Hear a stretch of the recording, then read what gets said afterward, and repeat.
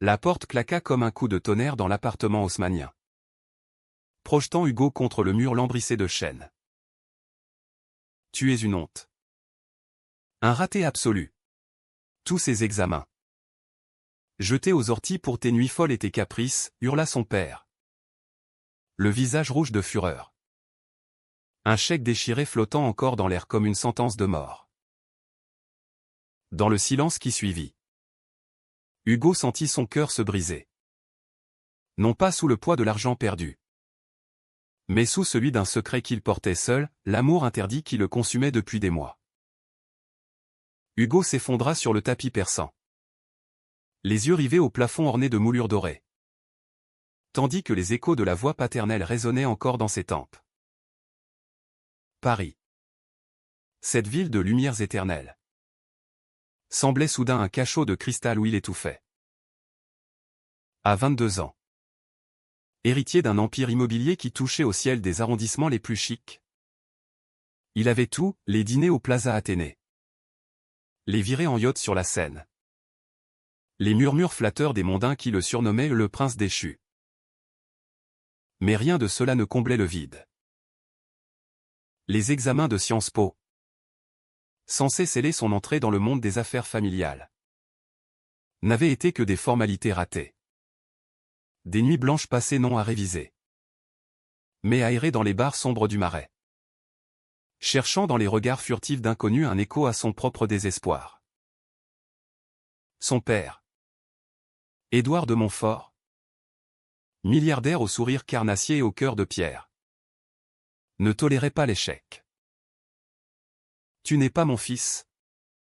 Tu es une ombre », avait-il craché avant de claquer la porte de l'appartement, emportant avec lui les clés du monde que Hugo avait toujours connu. Seul dans le vaste salon, entouré de meubles Louis XV qui semblaient le juger de leur immobilité figée, Hugo se releva lentement.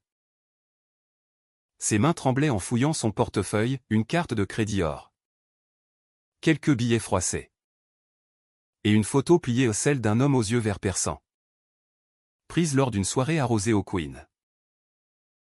Alexis. Où était ce Axel? Le nom lui échappait. Noyé dans l'alcool et les regrets. Cet homme, rencontré par hasard dans la foule, avait été le premier à poser sur lui un regard qui ne jugeait pas, qui invitait. Un baiser volé dans une ruelle? Des promesses chuchotées. Et puis rien. Hugo avait fui, terrifié par ce qu'il ressentait. Dehors, la nuit parisienne enveloppait la rue de Rivoli d'un voile humide. Hugo descendit l'escalier de marbre, ignorant les saluts obséquieux du personnel. Au rez-de-chaussée, dans la loge exiguë du concierge, une lumière tamisée filtrait à travers les rideaux de dentelle. Il hésita, puis poussa la porte. Axel était là, assis derrière un bureau encombré de clés et de journaux jaunis, un verre de vin rouge à la main. À 40 ans, Axel portait son âge comme une médaille, cheveux poivre et sel coupés courts, une barbe naissante qui soulignait une mâchoire carrée, et des yeux d'un bleu acier qui avaient vu trop de tempêtes. Concierge de l'immeuble depuis 15 ans. Il était le gardien invisible des secrets des riches, adultères, dettes, pleurs étouffés. Mais Axel avait ses propres fantômes ou un passé d'ouvrier immigré d'Espagne. Une vie brisée par un amour perdu dans les années de plomb franquiste, et une fierté forgée dans l'adversité. Tiens. Le petit prince en déroute, murmura Axel d'une voix rauque, sans lever les yeux de son sud-ouest. Un sourire en coin effleura ses lèvres. Mi-amusé, mi-compassionnel. Hugo rougit, surpris par cette familiarité. Ils s'étaient croisés des dizaines de fois, un clin d'œil dans l'ascenseur, un café partagé lors d'une panne d'électricité, mais jamais ainsi vulnérable, sans son armure de fils à papa. J'ai tout foiré, balbutia Hugo. s'affalant sur la chaise en osier qui grinça sous son poids. Mon père m'a viré. Comme un chien. Axel posa son journal. Alluma une gauloise d'un geste précis. La fumée s'enroula autour d'eux comme un voile complice. Et alors? Le monde ne s'est pas arrêté de tourner quand j'ai perdu mon boulot à l'usine. Il y a 20 ans. T'as de la chance. Toi, t'as des jambes pour marcher. Un cerveau pour réfléchir. Utilise-les. Hugo leva les yeux. Piqué au vif. Personne ne lui parlait ainsi. Pas même ses amis factices du 16e. C'est facile pour vous. Vous. Vous survivez. Moi. Je suis censé conquérir. Axel rit. Un rire profond qui vibra dans la petite pièce. Conquérir? Regarde-toi. T'es un oiseau en cage dorée. Qui picore des miettes en attendant la mort. La fierté? Petit. Ça se gagne dans la boue? Pas dans les salons. Ces mots frappèrent Hugo comme une gifle bienveillante. Pour la première fois. Il vit Axel non comme un serviteur, mais comme un homme fort, entier, avec une cicatrice sur la joue qui racontait des histoires qu'il n'osait pas demander. Ils parlèrent tard dans la nuit, de Paris qui changeait. Des riches qui passaient comme des ombres. De l'amour qui brûlait sans consumer. Quand Hugo se leva pour partir, Axel lui glissa une clé. Mon studio. Au sous-sol. Dors là ce soir. Demain. On verra. Hugo accepta. Le cœur battant. Dans l'étroit réduit aux murs humides. Entouré d'étagères chargées de livres jaunis au Balzac. Proust. Des pamphlets anarchistes où il s'allongea sur le lit défait. L'odeur d'Axel imprégnait les draps, tabac. Savon bon marché. Et une pointe de musc qui fit naître en lui un trouble interdit. Était-ce cela? La fierté? Non pas l'orgueil des Montfort. Mais une humilité farouche. Une acceptation de soi qui le terrifiait autant qu'elle l'attirait? Le lendemain. Paris se réveilla sous un ciel de plomb.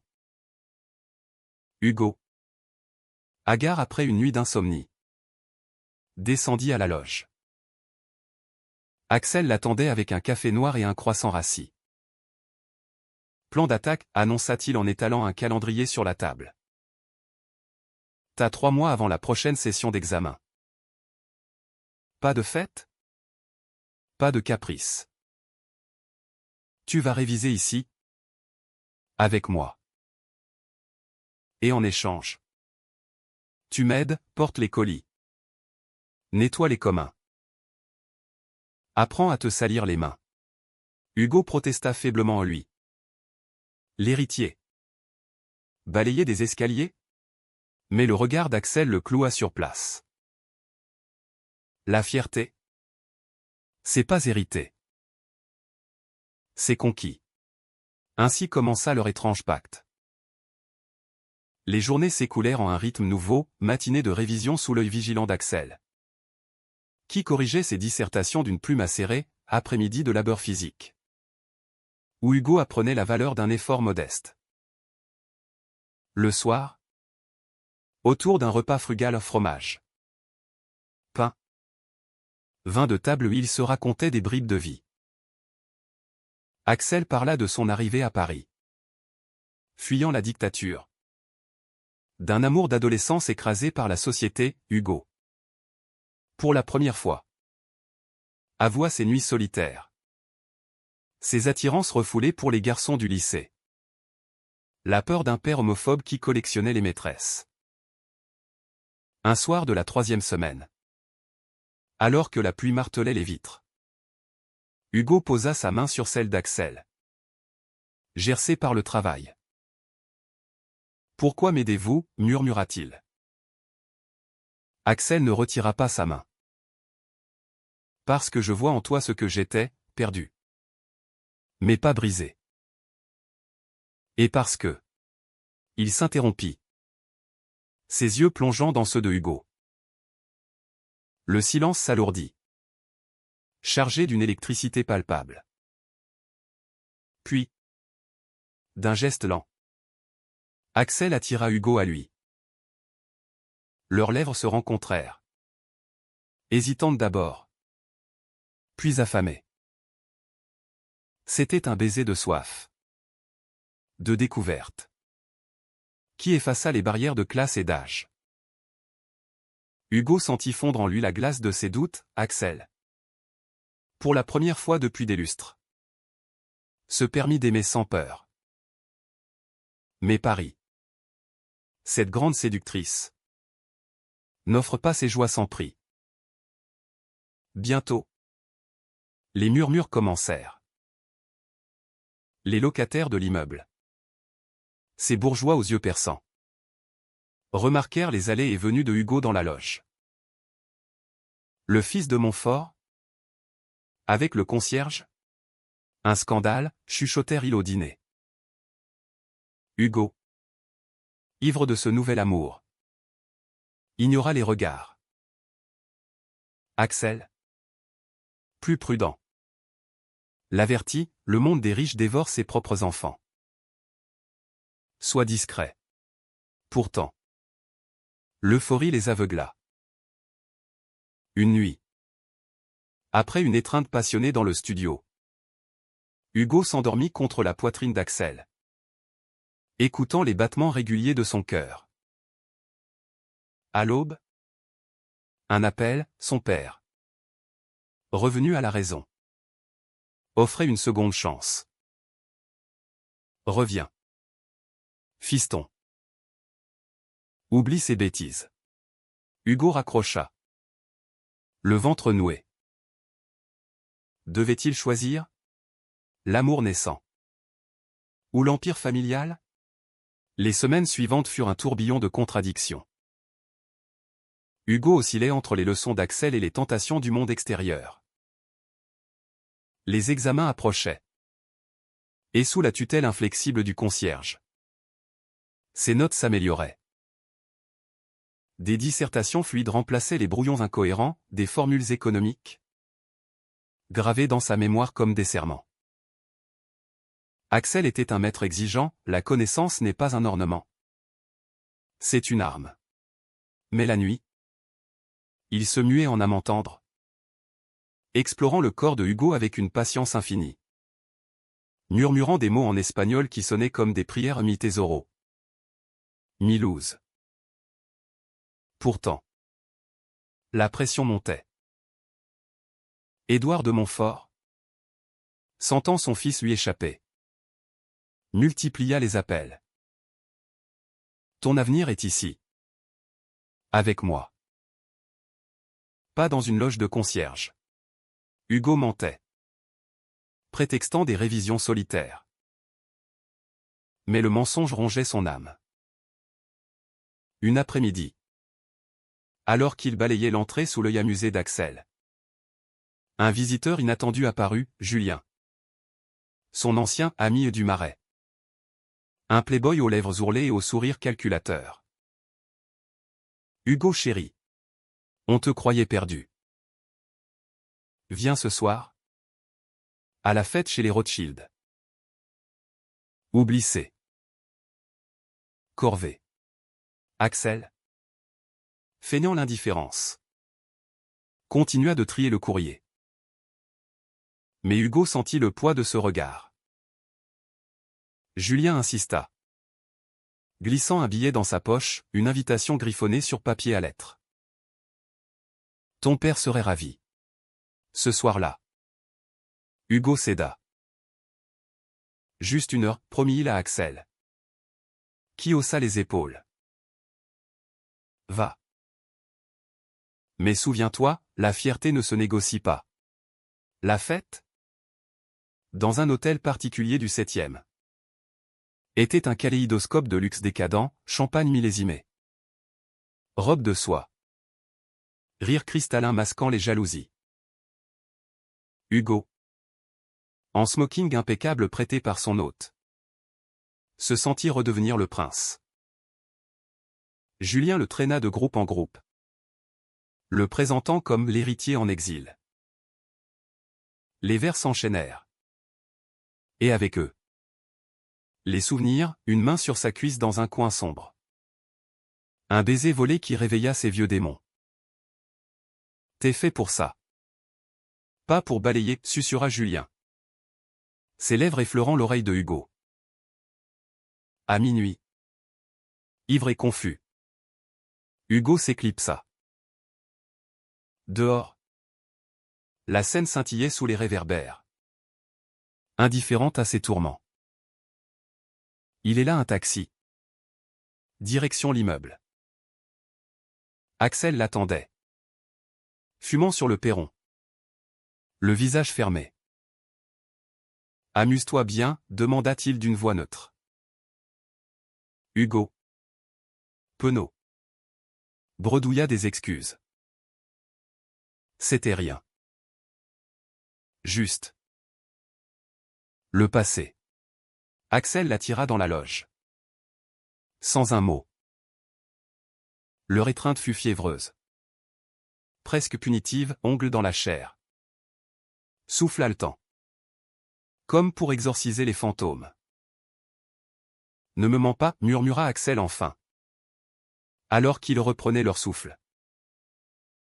La fierté, c'est l'honnêteté envers soi. Mais le passé ne se tait pas si facilement. Le lendemain. Un article dans le Figaro, scandale chez les Montfort, l'héritier vu en galante compagnie. Pas de nom. Mais des allusions au Julien. Bavard sous l'effet du vin. Avait vendu la mèche. Édouard appela. Furieux, reviens immédiatement. Ou je te renie pour de bon. Hugo. Paniqué. Confia tout à Axel. Il sait pour. Nous. Non. Pour Julien. Mais si je pars. C'est fini. Axel. Les traits tirés. Posa une main sur son épaule. Choisis. Hugo. L'amour ou l'héritage. Il n'y a pas de demi-mesure. Les jours suivants furent un lent poison. Hugo révisait avec acharnement. Mais son esprit vagabondait. Les locataires murmuraient plus fort, Madame Duval. La veuve acariâtre du 5e étage. Claqua la porte au nez d'Axel, M. Lefebvre. Le banquier. Annula son loyer en prétextant d'un personnel indigne. Axel encaissait. Stoïque. Mais Hugo voyait les fissures, un tremblement dans la voix. Un regard assombri. Une nuit. Après une dispute, tu me traites comme un gamin, cria Hugo. Il s'enfuit dans la rue. Errant jusqu'au pont des Arts. Là. Cadenas à la main. Il grava leurs initiales, H et A. Un serment muet. De retour. Il trouva Axel en larmes. Pour la première fois. J'ai perdu un amour comme ça. Autrefois. Ne me fais pas revivre ça. Ils se réconcilièrent dans un silence ému. Leurs corps entrelacés comme des racines. Hugo jura fidélité. Je vais réussir les examens. Pour nous. Axel sourit. Enfin. La fierté. C'est ça, se battre pour ce qu'on aime. Mais la trahison guettait. Julien. Jaloux et vindicatif. Avait vu le cadenas. Il contacta Édouard. Offrant des preuves, photos floues d'Axel et Hugo dans la loge. Volé par un complice. Le milliardaire, outragé, lança une enquête discrète. Bientôt. Un détective frappa à la porte de l'immeuble. Axel. Alerté par un voisin. Avertit Hugo, fuit. Ils viennent pour moi. Mais Hugo. Têtu. Refusa. On affronte ensemble. Le soir même. Édouard surgit. Flanqué de 2 hommes en noir. La confrontation éclata dans le hall. Sous les lustres de cristal qui tremblaient comme des témoins apeurés. Espèce de pervers. Tu corromps mon fils, hurla le père. Pointant Axel du doigt. Hugo s'interposa. La voix chevrotante. C'est moi qui l'aime. Laisse-le tranquille. Le chaos s'empara de la scène, cri. Accusation. Le bruit d'une gifle que Édouard asséna à son fils. Axel. Protégeant Hugo. Fut plaqué au sol. Dans la mêlée. Un mot échappa à Hugo. Dans la panique, c'est Julien qui vous a dit. Il m'a trahi. Édouard s'immobilisa. Le regard assassin. Julien? Ce serpent? Mais le mal était fait. Axel. Le visage tuméfié. Se releva dignement. Partez. Monsieur. Votre fils n'est plus un enfant. Le milliardaire? Vaincu par la fierté d'un homme qu'il méprisait. Tourna les talons. Emportant sa rage. Hugo. En larmes. Serra Axel contre lui. Pardonne-moi. J'ai tout gâché. Axel caressa ses cheveux. Non. Tu as choisi. C'est le début de ta fierté. Pourtant. Les ombres s'allongeaient. Les locataires exigèrent le renvoi d'Axel, et Édouard coupa les vivres à Hugo. Ils s'accrochèrent. Dans le studio exigu. Révisant à la lueur d'une lampe à huile. L'amour grandissait. Profond. Charnel. Spirituel ou des nuits où leurs âmes se fondaient. Des matins où le simple effleurement d'une main suffisait à guérir les plaies. Hugo apprenait la résilience, à ignorer les insultes. À marcher la tête haute. Tu m'enseignes la vie, murmura-t-il à Axel. Qui répondait d'un baiser, et toi? La jeunesse. Le jour des examens arriva comme une tempête longtemps annoncée. Hugo. Pâle et déterminé. Quitta l'immeuble à l'aube. Un baiser volé à Axel comme talisman. La Sorbonne. Avec ses couloirs gothiques et son odeur de vieux papier. L'accueillit comme un tribunal. Les questions défilèrent, théories économiques. Analyse politique. Essai sur la société française. Pour la première fois. Les mots coulaient de sa plume avec fluidité. Nourris non par l'ambition paternelle, mais par la passion d'Axel pour la justice sociale. Il pensa à leurs discussions nocturnes. Au récit d'inégalité que le concierge avait vécu dans sa chère grèves ouvrières. Expulsion. Amour clandestin sous le régime de Franco. Dehors. Paris bruissait, klaxon. Vendeur à la criée. Le parfum des croissants chauds. Axel. De son côté. Affrontait sa propre bataille. Les locataires. Galvanisés par le scandale. Pétitionnèrent auprès du syndic. Un concierge aux mœurs douteuses. Inacceptable. Madame Duval mena la charge. Son ombrelle comme une arme. Axel. Convoqué dans un bureau lambrissé du 8e. Se tint droit. Sa voix ferme, ma vie privée ne regarde personne. J'ai servi cet immeuble avec loyauté. Le syndic. Un homme bedonnant aux lunettes cerclées d'or. Haussa les épaules. Monsieur de Montfort influence nos décisions. Démissionner. Où c'est le licenciement? Axel rentra. Le cœur lourd. Mais ne dis rien à Hugo ce soir-là. Le jeune homme revint. Épuisé mais rayonnant, je crois que j'ai réussi. Ils fêtèrent cela simplement à un pique-nique sur le toit de l'immeuble. Vin rouge et fromage. Sous un ciel étoilé. Leurs corps s'unirent avec une tendresse nouvelle. Lente. Comme pour ancrer ce bonheur fragile. Je t'aime, murmura Hugo pour la première fois. Les mots lourds de vérité. Axel. Ému. Répondit, et moi. Desde el primedia. Mais au matin. La réalité frappa.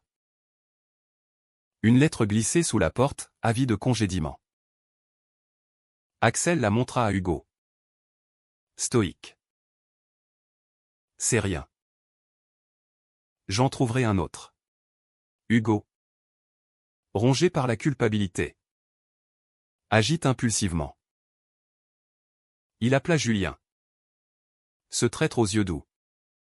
Sous prétexte de régler les comptes. Rencontrons-nous au café de Flore. Seul. Julien accepta. Goguenard. Le rendez-vous fut un piège tendu, Hugo enregistra la conversation. Où Julien avouait ses manigances aux jalousies. Chantage pour un poste chez Montfort. T'as cru que je te laisserais à un prolo? T'es à moi, ricana-t-il. Hugo. Écœuré. Transmit l'enregistrement à son père. Avec une note, c'est lui. Le vrai scandale. Pas Axel. Édouard. Piqué dans son orgueil. Réagit avec une vengeance froide. Julien fut discrètement ruiné, contrats annulés. Rumeurs lancées dans les cercles huppés. Le playboy. Brisé. Tenta de se suicider ou une pilule avalée dans une suite du Ritz. La nouvelle fit les gros titres, héritier impliqué dans un drame mondain. Hugo. Hanté par les conséquences. Confia tout à Axel. J'ai voulu te protéger. Mais j'ai détruit un homme. Axel le serra fort. La vengeance n'est pas fierté. C'est faiblesse. Apprends de ça. Les résultats des examens tombèrent, Hugo avait réussi. Haut la main. Une lettre d'admission à Sciences Po. Un avenir tracé. Mais la joie fut de courte durée. Édouard surgit à nouveau. Cette fois avec une offre empoisonnée, reviens. J'embauche-t-on.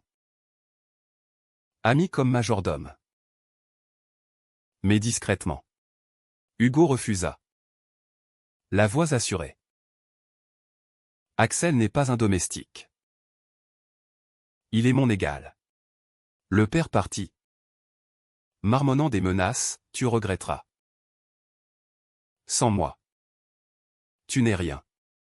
La trahison finale vint d'un allié inattendu, le syndic. Corrompu par Édouard. Fouilla la loge d'Axel et trouva des lettres celles d'un amour passé. En espagnol. Évoquant des luttes gays sous la dictature. Des extraits fuitèrent dans la presse People, le concierge et ses secrets sulfureux. Axel. Exposé. Devint une cible. Insultes dans la rue. Appels anonymes. Un œuf lancé à travers la vitre. Hugo. Fou de rage.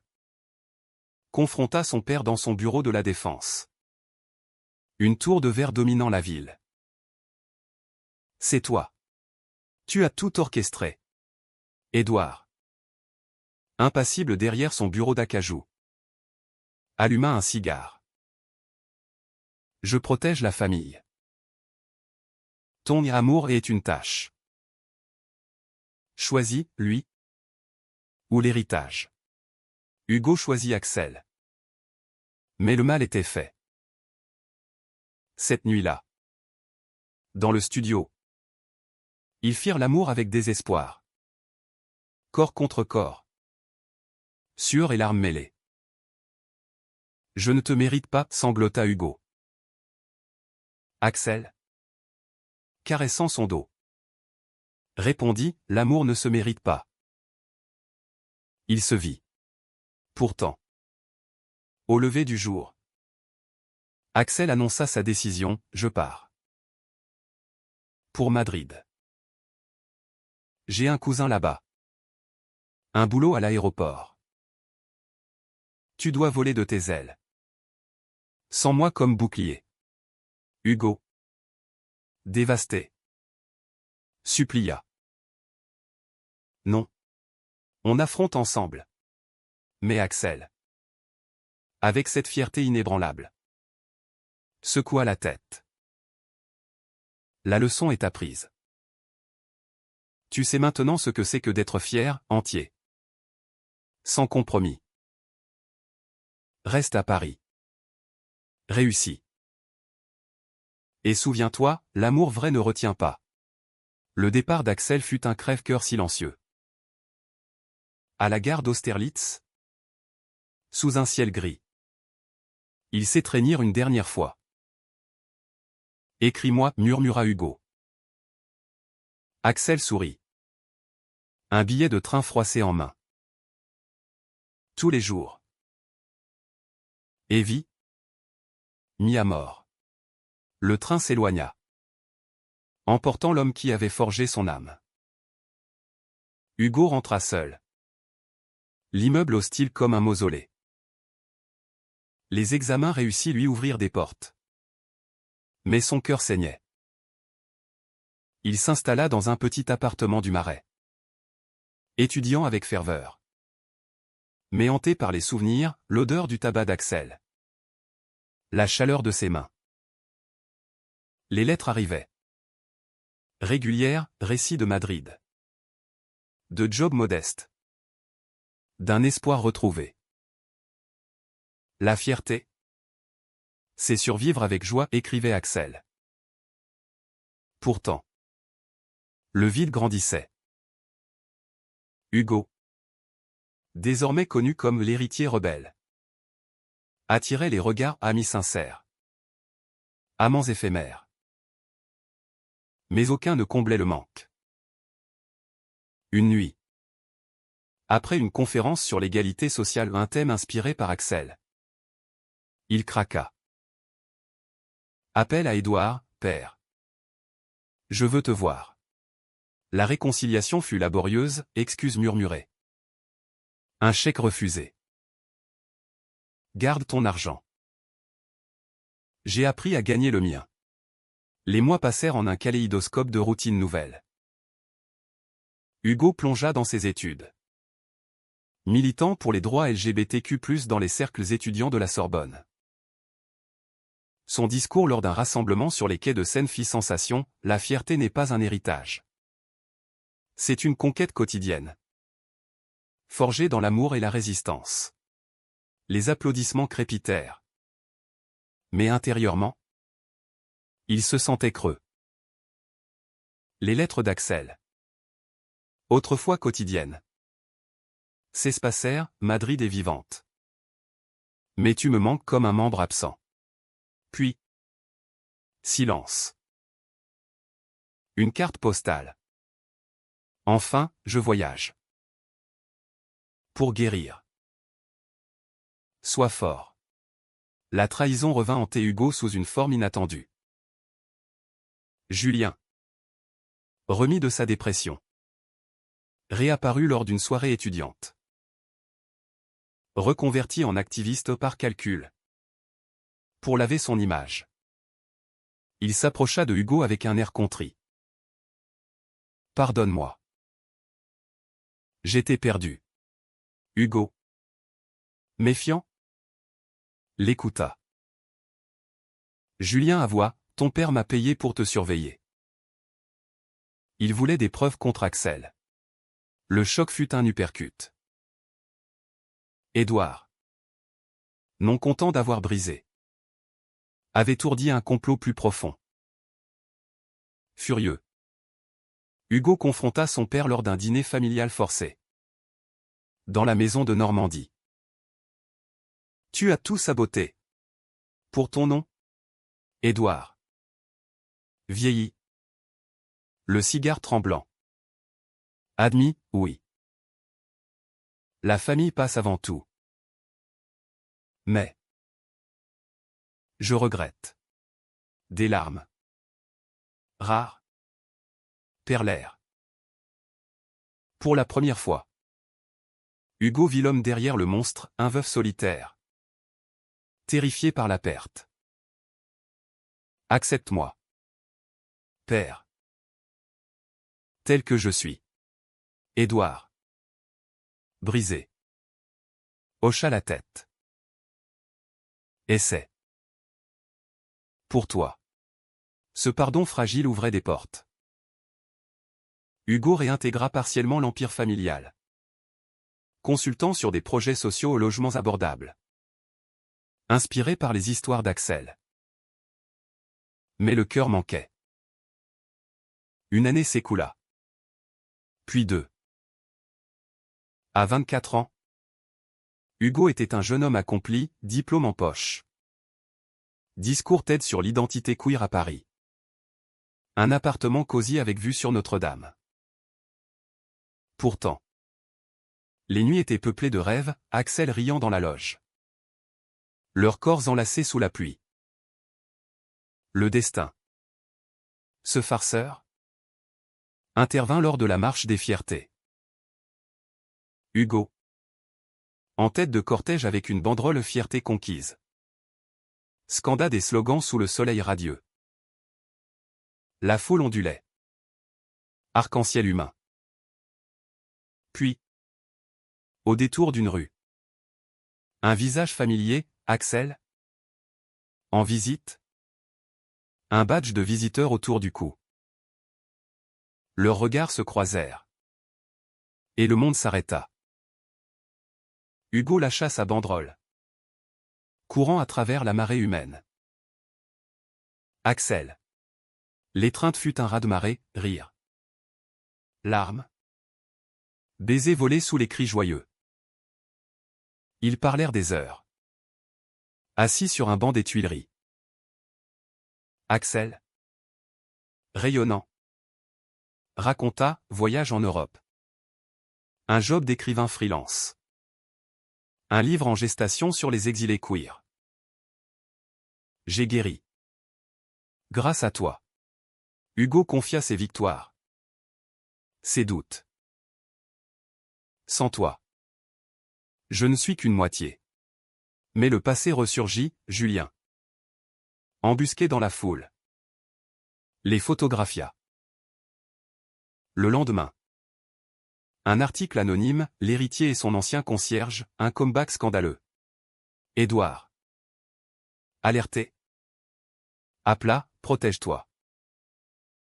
Ou je m'en charge. Hugo. Cette fois.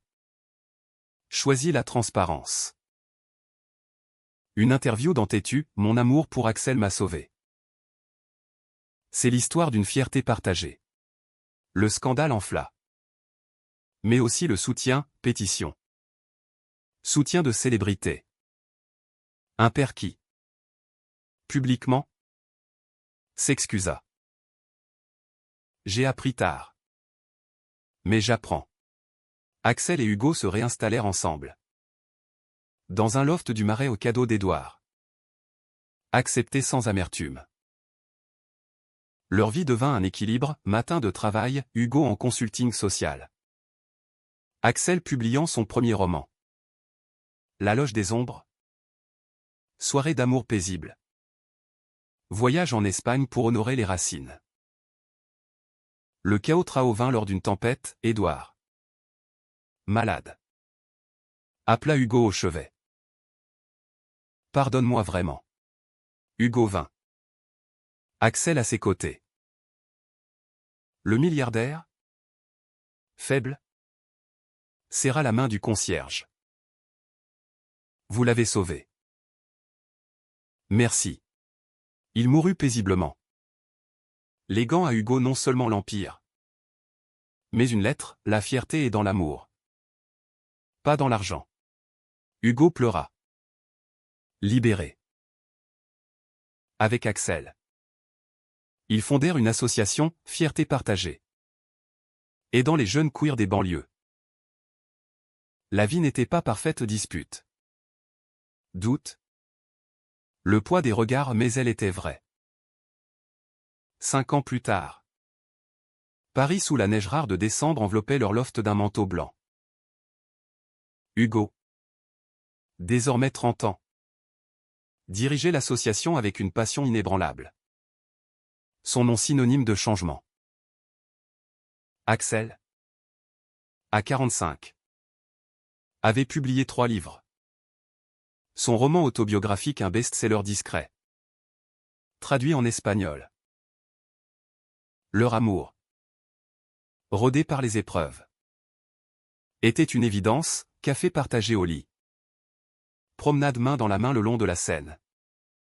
Des nuits où le désir renaissait. Doux et vorace. Pourtant, l'ombre de la trahison persistait en écho. Julien, ruiné et oublié, avait sombré dans l'anonymat ou une fin miséricordieuse, que Hugo avait choisi de ne pas poursuivre. Édouard, dans sa tombe du Père Lachaise, veillait peut-être, repentant. Hugo visitait souvent. Déposant une rose, tu as appris. Père.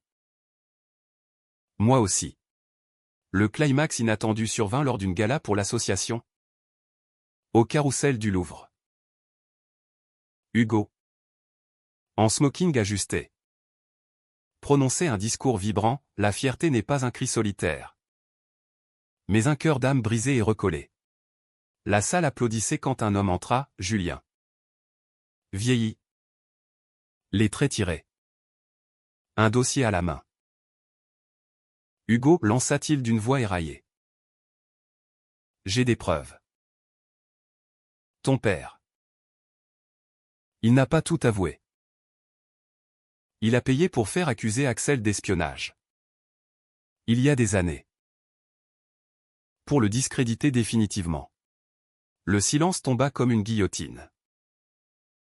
Axel, pâle, se leva. Quoi?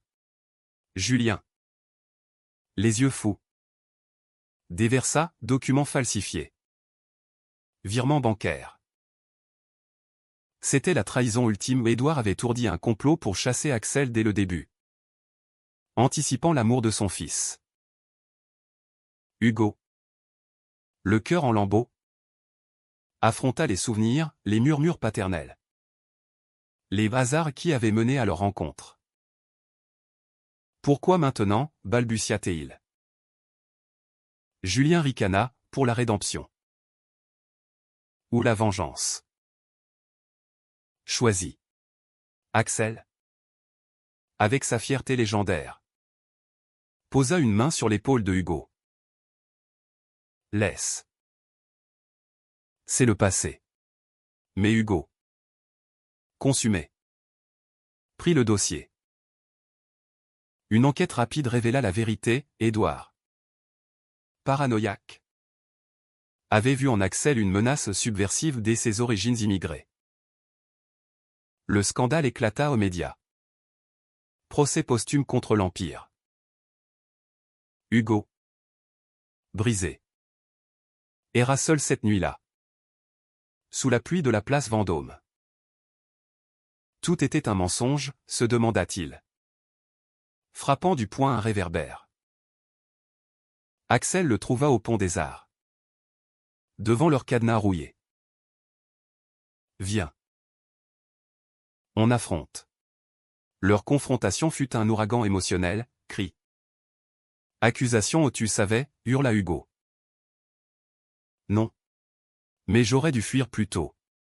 Puis. L'apaisement, étreinte sous l'averse. Aveu murmuré. Ton père était un homme. Pas un monstre. Il a aimé à sa façon tordue. Hugo. Enfin. Lâcha prise. Et nous? Sommes-nous vrais? Axel. Trempé. L'embrassa. Plus que tout. La résolution fut humaniste au lieu de détruire l'héritage. Hugo le transforma. L'Empire Montfort devint un fonds pour les droits humains, finançant des refuges queer en Espagne et en France. Julien, apaisé par un pardon inattendu, rejoignit l'association comme bénévole, une rédemption fragile, mais réelle. Axel et Hugo, plus unis, publièrent un livre commun, De la loge à la lumière. Un témoignage sur l'amour face à la trahison. Le dénouement. Sous un printemps fleuri. Vit leur mariage discret et une cérémonie laïque au jardin des Tuileries. Entouré d'amis. De militants. D'un fantôme paternel apaisé. Hugo. Vœu aux lèvres, tu m'as enseigné la fierté, non pas l'orgueil, mais l'authenticité. Axel. Ému, et toi? L'amour, inconditionnel. Conquérant. Paris. Témoin éternel. Scintilla ce soir-là d'une lumière plus douce. Leur histoire. Tissée de drame. De passion. De pardon. N'était pas un conte de fées. Mais une vérité humaine, l'amour triomphe non par magie, mais par choix quotidien. Et dans ce choix résidait la plus grande fierté.